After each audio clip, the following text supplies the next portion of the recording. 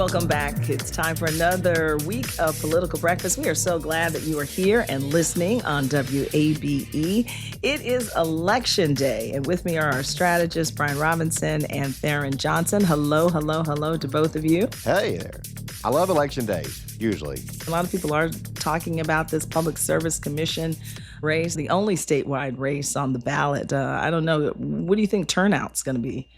Well, a lot of our sources are telling me, Lisa, that Democrats are feeling really good about the early vote numbers. I actually received some numbers over the weekend going into today on Election Day.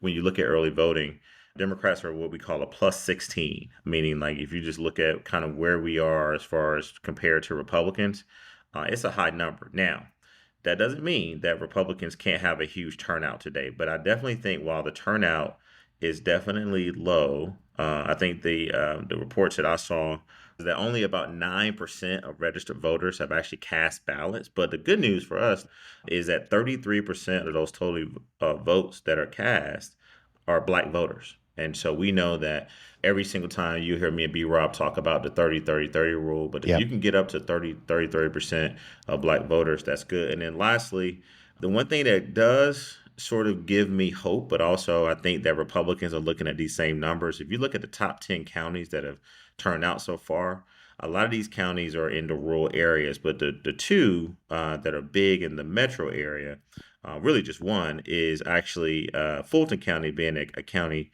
that it has had a huge turnout. So we got to see if, the usual counties like DeKalb and Clayton and Cobb and Gwinnett, do we run up the numbers there to try to see if the Democrats can win? Yeah, that's right. That you definitely want to. If you're a Republican, you definitely want to see that Black percentage of the electorate fall below 30%. Because Theron's right. If it's at 33 or above, the path for any Republican is very difficult. And we saw over the weekend that Commissioner Tim Echols, one of the Republicans who was running, post some comments on social media that it's not just Black versus white voters. You can model the partisan affiliation of the voters, and the Democrats are significantly ahead of the modeled Republicans in any of those surveys. That is consistent with what I have been seeing in my daily reports that I've been getting on the race. So for Republicans to pull off a victory today will require a significant Republican turnout, much more significant than what Democrats need today. The Republicans are seeking to close what is a big gap. I don't know how big that gap is. Commissioner Echols surmised over the weekend, or perhaps guessed over the weekend, that it's about 80,000 votes of a deficit. So that's a lot to do in a low-profile race where not many people are talking about this. I don't know if the AJC headline that we saw earlier this week, that this is a referendum on the power bills, is true. I don't know if Georgians are even tuned in enough to the election and what the PSC does to make that kind of calculation. Some are. Certainly, your most informed voters certainly may be taking that into consideration. I think most voters are turning out for city elections or county elections around the state. And that's been a huge benefit to Democrats because it's been in more heavily Democratic areas. Theron mentioned that one of the top turnouts was Fulton County. So that's a huge benefit for Democrats. The highest congressional district turnout is Nikema Williams' 5th district, also overwhelmingly Democrat. The lowest turnout has been Marjorie Taylor Greene's 14th district. That's a really bad sign for Republicans, where if any voter who shows up in Greene's district is highly likely to be a Republican. So you want as much turnout as possible in that district, and it's not happening. So Republicans have a deficit to make up here. But if, let's say, for example, that this is about your power bill, I think what it reaffirms is what Tharon and I have been talking about here for basically 2.5, 3 years. Affordability remains at the top of voters' minds. It was a poison pill for Joe Biden and Kamala Harris. Is it going to be a poison pill for Republicans now that they are in charge and people can blame them for the squeeze that they're feeling? I think this is the top political issue in Georgia right now. Well, if it is, our constituents talking about it, I don't hear a lot of talk about this race. While I hear it should be important and why it should be important, I don't hear a lot of, everyday people talking about the PSC race. Well, Lisa, one of the things that I actually have learned to master the art of actually going to a child's birthday party that's either in Tyson or Tatum's class, or maybe we've like somehow built a relationship with them over the years. So to go to those birthday parties and actually try to watch the dogs in Florida play at the same time. I did a wonderful job of that on Saturday, watching that amazing game. But I took the time to talk to these parents, and let me tell you what I heard. These are, not everybody is rich just because your kid goes to a private school, but most of us, we do pretty well. What I was strikingly surprised about was not necessarily them knowing exactly what the PSC does, but them hearing from people like Senator Warnock, hearing from people like their local county officials or whomever saying, go out and vote on Tuesday. And the reason you need to go out and vote is because these two Republicans are the reason why your electricity bills are high. And these are educated people, right? And so this past weekend on Saturday at the birthday party and then Sunday, just talking to a few folks, it has become on people's radar. Now, do they understand what's at stake? Maybe, maybe not. But they do know that I need to go vote. And I was told by surrogates that this is a very important election. And there's two people on this commission that I just kind of heard about that are partly the fault of why the electricity bills are going up. Now, the other thing that I heard is that Republicans now, which is why we can't get too comfortable, because one thing I know about Republicans, they organize in a very silent fashion. I just don't believe, Lisa, with all the resources available to them, an incumbent governor, the PSC, you've known this race has been coming now for 2 years. All the organizations like Kelly Loeffler's organization, Kemp's organization, Burns's organization, B. Rob. I got to believe over the weekend, those folks have been looking at the data. And if you are a Republican primary voter and you have not voted in this election today, you are been inundated in a very direct voter contact way to go out. But I am also hearing that it could be a split. A lot of folks are going into saying, hey, look, maybe we don't win both. Maybe we win one. So, again, it's going to be really, really important to see the turnout. And then really to get back into these early vote numbers. Clinch County over the weekend was the number one percentage-wise, right? Stewart County. And you look at counties like Fayette, which the Atlanta Regional Commission told me actually has a growing young population, young adult population that are moving there outside of sort of your core metro. So if we look on tonight and we start seeing those numbers in Fulton, DeKalb, Clayton and Cobb and Fayette kind of stay steady, and then a huge in Marjorie Taylor Greene's district, people coming out today, I think Republicans will be okay. But if those numbers are kind of steady and what we've seen in this model, Democrats may have an opportunity to pull an upset. What are Republicans feeling as a whole going into this, Brian? Well, let me answer Tharon's question that he posed. I think it's if you're a Democrat operative like Tharon, you should be assuming that the other side is mobilizing and spending a lot of money in the last push before Election Day. I didn't personally see it. I didn't get any text messages. I have not gotten any mail pieces. I haven't seen any ads. I'm not Have you voted already?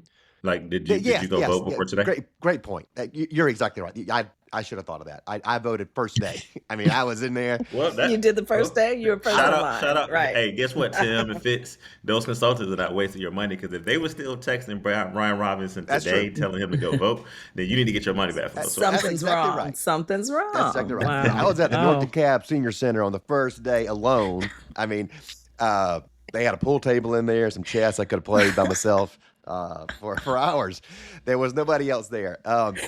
So Brian Robinson casting his vote. Yes, we need Republicans to turn out on Election Day. And look, Republicans are Election Day voters. They weren't always. Trump has made them Election Day voters because he's told them that's the only proper day to go vote. So we'll see how many are tuned in. I was on a panel for the American Association of Political Consultants at the end of last week, and there was a local Georgia Dem operative who I've seen at some of these things, who's also a damn good dog as well. And she came up to me and she was like, hey, where is y'all spending? We're not seeing it. Now, she was working for the Dems on an independent expenditure for the PSC race. And I was like, look, man, there's just not that much money in this race. The candidates have hundreds of thousands, and you got to have millions to really reach a lot of Georgians. This is one of the most expensive media markets in the country. So it's going to be impossible to be on TV, which is where most people get tuned in and know this is going on. So it's going to be really hard for either side to do a lot of political communications because it's extremely expensive in Georgia and there's just not much money in this race. Tharon mentioned Fayette County, and that's one where 25 years ago, if you told me Fayette County had a high turnout, I'd be like, yes, sir, that's all Republican. Now it's more 50-50 because there's been a lot of that Clayton County Black population that's kind of moved down into Fayette County and started taking over some, in search of that big lots and good schools and all that stuff like everybody else. And it has changed Fayette tremendously. It's now a very competitive county, probably with a Democrat edge. And he talks about the young population. Fayetteville is about to do a little mini Avalon down there in a new city center. And you're going to talk about bringing in some new demographics, some new young people. Fayette County is going to see a lot of change after that gets built. It's going to be a really exciting time down there. So Republicans got a big, big job ahead of them today to turn this around. So basically, B-Rob, you saying that these, as you call them, black folks who've moved to Fayette County, Fayetteville, who've taken over, they're riding to the polls this morning, listening to DJ Khaled and Akon talking about we taking over, right? They listen to that song. Yeah, I regret that phrase. I didn't mean take over if I said that. That's not how I meant it. But as we close, let me just say this, Lisa. If Democrats win one or both of these seats, or even come close to winning, this is a huge momentum shift in this state. And it's definitely going to be analyzed and looked at by every single operative data analytics person going into next year. And everyone is going to be focusing on these trends. And, folks have been telling me that the folks in rural Georgia who don't get a lot of this news that we get up here in Atlanta. That's right.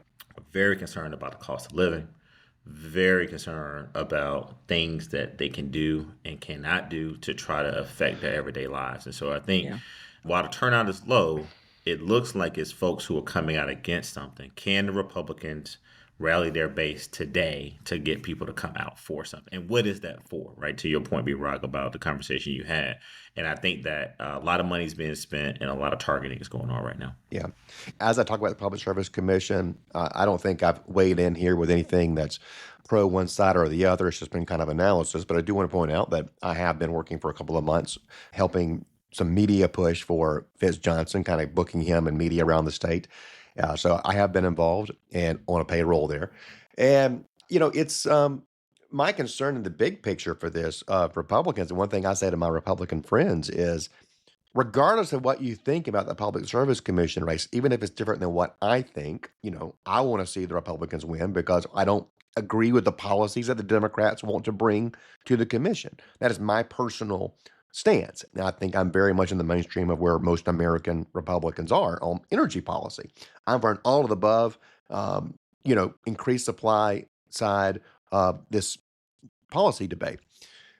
My other concern is 2026, and Tharon was hinting at this. He's talking about all these people looking at all these data analytics. He's right.